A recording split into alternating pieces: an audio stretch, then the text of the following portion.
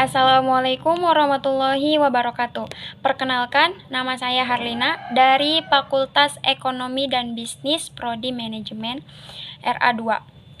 Di sini saya akan membuat video tugas pengantar manajemen, yaitu meresum materi dari pembelajaran pertemuan setelah UTS sampai dengan sebelum UAS. Materi yang pertama adalah kerja tim dalam organisasi. Tim kerja dalam organisasi adalah kelompok individu yang bekerja bersama untuk mencapai tujuan yang sama. Tim kerja dapat terdiri dari anggota yang memiliki peran dan tanggung jawab yang berbeda, tetapi mereka saling berkolaborasi dan berinteraksi untuk mencapai hasil yang diinginkan. Jenis-jenis tim kerja. Yang pertama tim fungsional, yang kedua tim lintas fungsi, yang ketiga tim proyek, yang keempat tim mandiri. Karakteristik tim kerja yang efektif. Yang pertama komunikasi yang baik, yang kedua kepercayaan, yang ketiga kolaborasi, yang keempat kepemimpinan yang efektif, kelima pembagian tugas yang jelas, keenam pengambilan keputusan yang partisipatif. Proses tim kerja. Yang pertama pembentukan, yang kedua norming, yang ketiga performing, yang keempat adjourning. Dalam menangani konflik tim, ada beberapa cara. Yang pertama, komunikasi terbuka, yang kedua mediasi, yang ketiga negosiasi. Keuntungan tim kerja. Yang pertama diversitas, yang kedua kolaborasi, yang ketiga pembagian beban kerja, keempat pembelajaran dan pengembangan. Kerugian tim kerja. Yang pertama kurangnya komunikasi, yang kedua konflik internal, ketiga kurangnya kepemimpinan yang efektif, yang keempat kurangnya keahlian atau pengetahuan. Kesimpulan dari materi yang pertama adalah tim kerja adalah sekelompok individu yang bekerja sama untuk mencapai tujuan bersama atau menyelesaikan tugas tertentu. Sejatinya dalam sebuah tim operasional, kerja tidak selalu berjalan mulus atau sesuai dengan rencana yang telah disepakati bersama. Hal ini dapat terjadi karena perbedaan pendapat dan argumen yang berbeda-beda. Hal tersebut adalah salah satu kekurangan tim. Yang kedua adalah komitmen organisasi. Komitmen organisasi adalah sikap positif karyawan terhadap organisasi tempat mereka bekerja yang mencerminkan loyalitas, ketertarikan, dan keinginan untuk berkontribusi pada kesuksesan organisasi. Bentuk-bentuk komitmen organisasi. Yang pertama, komitmen afektif, karyawan mencintai dan merasa terikat pada organisasi. Yang kedua, komitmen konstitutif, karyawan merasa terikat pada organisasi karena alasan ekonomi atau praktis. Komitmen normatif, karyawan merasa terikat pada organisasi karena keterikatan moral atau etika. Ciri-ciri komitmen organisasi. Yang pertama, kesediaan untuk membantu organisasi mencapai tujuannya. Yang kedua, loyalitas baik kepada organisasi maupun rekan kerja. Yang ketiga, memiliki identitas dengan organisasi. Aspek-aspek komitmen organisasi. Yang pertama, komitmen terhadap tujuan organisasi. Yang kedua, komitmen terhadap tugas kerja. Yang ketiga, komitmen terhadap rekan kerja. Faktor-faktor yang mempengaruhi komitmen organisasi. Yang pertama, keadilan dalam memperlakukan karyawan. Yang kedua, lingkungan kerja yang kondusif. Yang ketiga, karir yang menarik dan kesempatan pengembangan. Kesimpulan dari materi kedua ini adalah mengenai komitmen organisasi, bahwa komitmen organisasi merupakan tingkat keinginan dan loyalitas karyawan terhadap organisasi tempat mereka bekerja, serta kesediaan mereka untuk mengorbankan sesuatu dalam rangka mencapai tujuan organisasi tersebut. Bentuk komitmen organisasi terbagi menjadi komitmen afektif, kontinu, dan normatif. Materi ketiga adalah pengendalian. Definisi asas-asas dan jenis pengendalian, proses dan cara pengendalian, sifat dan waktu pengendalian, alat-alat pengendalian. Definisi pengendalian. Pengendalian adalah pengukuran dan perbaikan terhadap pelaksanaan kerja bawahan agar rencana-rencana yang telah dibuat untuk mencapai tujuan-tujuan perusahaan dapat diselenggarakan. Pengendalian bertujuan supaya proses pelaksanaan dilakukan sesuai dengan ketentuan-ketentuan dari rencana. Asas-asas pengendalian meliputi asas tujuan, asas efisiensi, asas tanggung jawab, asas pengendalian, asas refleksi rencana, asas penyesuaian dengan organisasi, asas pengendalian individual, asas standar, asas strategis, asas kekecualian, asas fleksibel, asas peninjauan kembali, dan asas tindakan. Jenis-jenis pengendalian meliputi pengendalian intern, pengendalian ekstern, pengendalian resmi, dan pengendalian konsumen. Proses pengendalian manajemen adalah sistem yang diterapkan untuk mengatur setiap elemen manajemen agar tetap terarah dalam kegiatan mereka. Sistem ini memiliki beragam fungsi seperti mengurangi potensi konflik, mencapai target kegiatan tepat waktu, dan meningkatkan efisiensi kegiatan rutin. Pengendalian manajemen harus diterapkan pada semua unsur manajemen seperti personel atau staf, aktivitas, penggunaan sumber daya, hingga proses eksekusi dan evaluasi. Proses perusahaan besar maupun bisnis kecil rumahan harus menerapkan sistem ini jika ingin berkembang dan sukses. Cara-cara dan langkah-langkah pengendalian manajemen. Yang pertama, perencanaan program. Kedua, penentuan tujuan. Ketiga, penentuan durasi program. Keempat, penentuan para penanggung jawab. Kelima, perencanaan manajemen risiko. Keenam, perencanaan pembiayaan. Ketujuh, pelaksanaan dan pengawasan. Kedelapan, pencatatan dan akunting. Kesembilan, laporan dan evaluasi. Proses pengendalian. Langkah-langkah dan proses pengendalian menurut Supiono adalah sebagai berikut. Yang pertama, menentukan objek-objek yang akan dievaluasi. Yang kedua, menetapkan standar sebagai alat ukur pengawasan atau yang menggambarkan pekerjaan yang dikehendaki. Ketiga, menentukan prosedur, waktu, dan teknik yang digunakan. Keempat, membandingkan antara hasil kerja dengan standar untuk mengetahui apakah ada perbedaan atau tidak. Kelima, melakukan tindakan-tindakan perbaikan korektif terhadap suatu penyimpanan. Sifat dan waktu pengendalian. Sifat dan waktu pengendalian dibagikan atas perfective control. Yang kedua, reflexive control. Ketiga, pengendalian saat proses dilakukan. Jika terjadi kesalahan, segera diperbaiki. Pengendalian berkala adalah pengendalian yang dilakukan secara berkala, misalnya per bulan. Pengendalian mendadak adalah pengawasan yang dilakukan secara mendadak untuk mengetahui peraturan-peraturan yang ada dan telah dilaksanakan dengan baik. Alat-alat pengendalian manajemen ada 3, yaitu yang pertama, akuntansi dan anggaran perusahaan. Yang kedua, statistik. Yang ketiga, komputer dan pengolahan data. Kesimpulan dari materi ketiga ini adalah pada dasarnya rencana dan pelaksanaan merupakan satu kesatuan. Tindakan, walaupun hal ini jarang terjadi, pengendalian diperlukan. Dan melihat sejauh mana hasil yang telah tercapai, apakah telah sesuai dengan apa yang telah direncanakan. Rencana atau malah menjadi kesenjangan akibat adanya penyimpangan-penyimpangan. Materi yang keempat adalah mengelola konflik. Pengertian manajemen konflik. Manajemen konflik adalah proses yang digunakan untuk mengatasi dan mengatur konflik yang terjadi dalam bisnis atau organisasi. Konflik adalah hal yang rawan terjadi di dunia bisnis karena persaingan yang ketat. Namun, konflik dapat diminimalisir dan dicegah dengan mengimplementasikan manajemen konflik yang baik.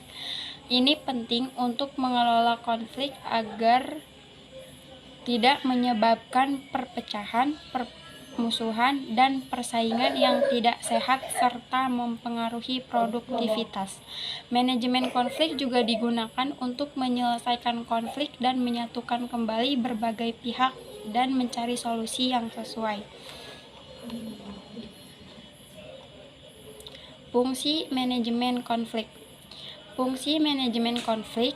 Manajemen konflik memiliki beberapa fungsi utama, di antaranya 1.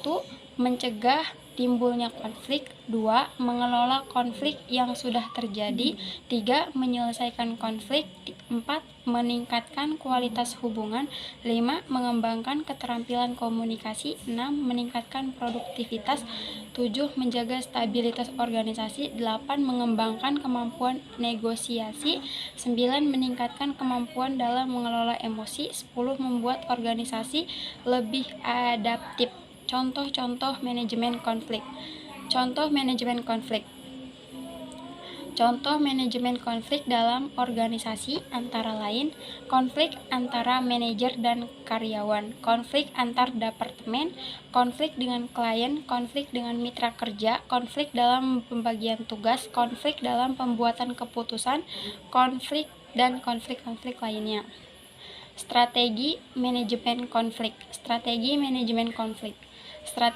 Setelah kita mengetahui pengertian, fungsi, dan pentingnya manajemen konflik, yang tidak kalah penting melakukan strategi untuk mengatasi konflik tersebut. Berikut ini strategi manajemen konflik yang harus dilakukan. Yang pertama, strategi penghindaran, strategi penyelesaian, strategi kompromi, strategi kolaborasi, strategi dominasi, strategi pengalihan, dan lain-lainnya. Secara umum, strategi manajemen konflik harus dipilih sesuai dengan situasi dan kondisi konflik yang terjadi. Strategi yang digunakan harus dapat menyelesaikan konflik dengan cara yang efektif dan efisien. Pentingnya manajemen konflik dalam organisasi. Manajemen konflik dalam organisasi sangat penting karena dapat membantu dalam mengelola dan mengatasi konflik yang terjadi dalam organisasi. Beberapa alasan pentingnya manajemen konflik dalam organisasi adalah: yang pertama, meningkatkan produktivitas. Yang kedua, meningkatkan kualitas hubungan. Yang ketiga, meningkatkan keterampilan komunikasi, dan lain-lain. Kesimpulan dari materi keempat ini, secara keseluruhan, manajemen konflik adalah proses yang digunakan untuk mengatasi dan mengelola konflik yang terjadi dalam organisasi atau bisnis. Fungsi lain mencegah timbulnya konflik, mengelola konflik yang sudah terjadi, menyelesaikan konflik, meningkatkan kualitas hubungan, mengembangkan keterampilan komunikasi, meningkatkan produktivitas, menjaga stabilitas organisasi, mengembangkan kemampuan negosiasi, meningkatkan kemampuan dalam mengelola emosi, membuat organisasi lebih adaptif, mengembangkan kemampuan dalam mengelola perbedaan, mengembangkan keterampilan dalam mengambil keputusan, dan meningkatkan kualitas pengambilan keputusan. Materi kelima adalah mengenai evaluasi. Evaluasi adalah proses sistematis untuk mengumpulkan, menganalisis, dan mengevaluasi informasi tentang suatu objek, kegiatan, program, atau kebijakan dengan tujuan untuk membuat penilaian yang objektif dan memberikan umpan balik yang berguna. Evaluasi digunakan dalam berbagai bidang, termasuk pendidikan, bisnis, pemerintahan, dan penelitian. Adapun definisi evaluasi adalah proses penilaian atau pengukuran untuk mengevaluasi nilai, kualitas, atau kinerja suatu hal, baik itu program, proyek, produk, atau individu. Tujuan evaluasi dapat bervariasi tergantung pada konteksnya, seperti peningkatan kinerja, pengambilan keputusan, atau akuntabilitas. Fungsi evaluasi.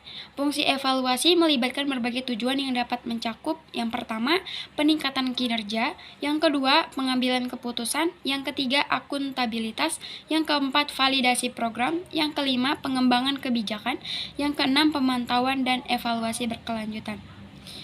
Fungsi evaluasi dapat bervariasi tergantung pada konteksnya dan implementasinya, dan dapat mendukung pengambilan keputusan yang lebih baik dan efektif. Adapun tujuan evaluasi mencakup berbagai aspek tergantung pada konteks dan jenis evaluasi yang dilakukan. Beberapa tujuan umum evaluasi meliputi: yang pertama, meningkatkan kinerja; yang kedua, pengambilan keputusan; yang ketiga, akuntabilitas; yang keempat, validasi program; yang kelima, pemantauan dan pengembangan kebijakan; yang keenam, pengembangan pengetahuan; yang ketujuh, perbaikan berkelanjutan; yang kedelapan, pemahaman terhadap penerima manfaat; yang kesembilan, evaluasi formatif dan sumatif. Tujuan evaluasi dapat disesuaikan dengan kebutuhan unik suatu proyek atau program, dan pelaksanaannya dapat membantu dalam meningkatkan efisiensi, efektivitas, dan dampak positif dari kegiatan yang dievaluasi. Adapun pendekatan evaluasi, yaitu model dan pendekatan evaluasi yang digunakan tergantung pada konteks dan tujuan evaluasi. Beberapa di antaranya termasuk: yang pertama, model logika, logic model; yang kedua, pendekatan pengukuran kinerja, performa; yang ketiga, evaluasi formatif dan sumatif; yang keempat, evaluasi responsif; yang kelima, evaluasi partisipatif; yang keenam, evaluasi realistis; yang ketujuh, pendekatan pengembangan kapasitas; yang kedelapan, evaluasi pengaruh; yang kesembilan, evaluasi cost benefit. Pemilihan model dan pendekatan evaluasi tergantung pada sistem dan tujuan dari program atau proyek yang dievaluasi, serta kebutuhan pemangku kepentingan yang terlibat. Adapun evaluasi kinerja. Evaluasi kinerja adalah proses penilaian sistematis untuk mengukur, menganalisis, dan mengevaluasi hasil kinerja suatu individu, tim, atau organisasi terhadap tujuan dan standar yang ditetapkan. Tujuan utama dari evaluasi kinerja adalah memberikan umpan balik konstruktif untuk pengembangan, pengakuan prestasi, dan pengambilan keputusan terkait kebijakan sumber daya manusia. Evaluasi program. Evaluasi program merupakan proses sistematis untuk menilai dan memahami kinerja, efektivitas, dan dampak suatu program atau inisiatif. Tujuannya yaitu untuk memberikan informasi yang dapat digunakan untuk pengambilan keputusan, perbaikan, dan akuntabilitas. Adapun beberapa langkah-langkah umum dalam mengevaluasi program: yang pertama, perencanaan evaluasi; yang kedua, pengukuran indikator kinerja; yang ketiga, pengumpulan data; yang keempat, analisis data; yang kelima, umpan balik dan pelaporan; yang keenam, perbaikan program; yang ketujuh, pemantauan berkelanjutan. Adapun juga evaluasi meta. Evaluasi meta atau sering disebut sebagai meta evaluasi adalah program penilaian terhadap evaluasi-evaluasi yang telah dilakukan sebelumnya. Ini melibatkan analisis terhadap metodologi, desain, dan hasil dari berbagai evaluasi untuk menyusun pemahaman yang lebih luas tentang efektivitas, kelemahan, dan kekuatan pendekatan evaluasi yang berbeda. Solusi permasalahan: yang pertama, tetapkan tujuan yang jelas; yang kedua, identifikasi kriteria evaluasi; yang ketiga, gunakan metode evaluasi yang tepat; yang keempat, berikan umpan balik yang konstruktif; yang kelima, berikan pelatihan dan pengembangan; yang keenam, pantau dan tinjau secara berkala; yang ketujuh, intensif dan penghargaan. Adapun kesimpulan dari materi ini adalah evaluasi kerja adalah suatu bentuk penilaian dan peninjauan yang biasanya akan dilakukan secara berkala oleh pihak pemilik atau manajemen perusahaan terhadap karyawan di tempat kerja. Materi yang keenam adalah teknologi informasi. Teknologi informasi adalah istilah umum untuk teknologi apapun yang membantu manusia dalam membuat, mengubah, menyimpan, mengomunikasikan, atau menyebarkan informasi. Teknologi informasi mencakup berbagai bidang, termasuk perangkat keras komputer, perangkat lunak komputer, jaringan komputer, telekomunikasi, dan manajemen informasi. Tipe-tipe sistem informasi. Sistem informasi dapat diklasifikasikan berdasarkan berbagai kriteria.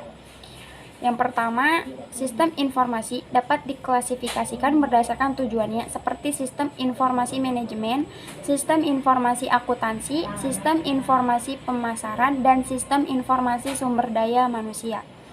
Cakupannya Sistem informasi dapat diklasifikasikan berdasarkan cakupannya seperti sistem informasi terintegrasi, sistem informasi lintas fungsi, dan sistem informasi lintas organisasi.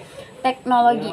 Sistem informasi dapat diklasifikasikan berdasarkan teknologi yang digunakannya, seperti sistem informasi berbasis web, sistem informasi berbasis cloud, dan sistem informasi berbasis mobile. Pemanfaatan teknologi informasi secara strategis. Teknologi informasi secara strategis adalah peningkatan efisiensi. Teknologi informasi dapat digunakan untuk meningkatkan efisiensi operasional organisasi seperti dengan otomasi proses bisnis dan penggunaan teknologi cloud. Peningkatan efektivitas. Teknologi informasi dapat digunakan untuk meningkatkan efektivitas pengambilan keputusan organisasi seperti dengan penyediaan informasi yang akurat dan tepat waktu. Penciptaan keunggulan kompetitif. Teknologi informasi dapat digunakan untuk menciptakan keunggulan kompetitif bagi organisasi, seperti dengan pengembangan produk dan layanan baru.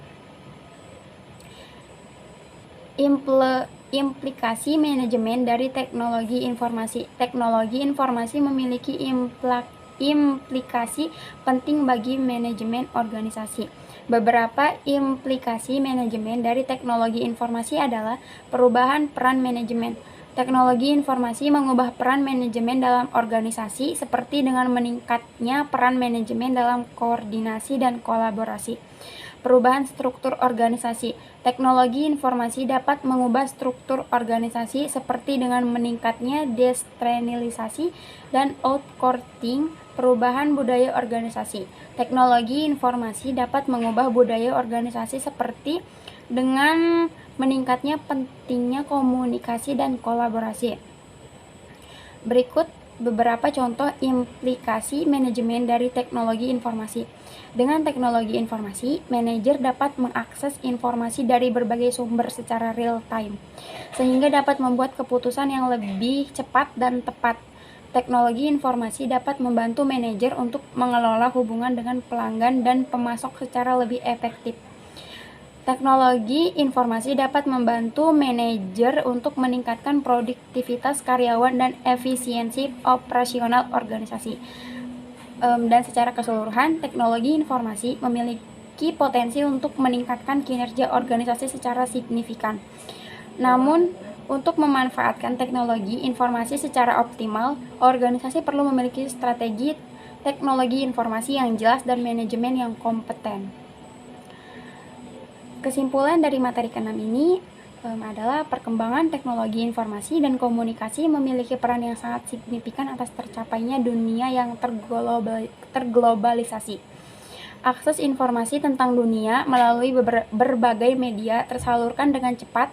Jarak bukan menjadi penghalang, waktu tidak lagi menjadi penghambat. Maka tidak heran jika globalisasi dianggap sebagai suatu keadaan yang menciptakan interkonektivitas. Globalisasi dianggap sebagai sebuah keniscayaan yang mampu membangun kesejahteraan dan membawa hidup ke jenjang yang lebih modern. Namun bagi sebagian kelompok, globalisasi adalah sebuah kegagalan. Baiklah, sekian video meresum materi dari pertemuan setelah UTS sampai dengan sebelum UAS dari saya. Kurang lebihnya mohon maaf. Wabillahi taufiq wal hidayah. Wassalamualaikum warahmatullahi wabarakatuh.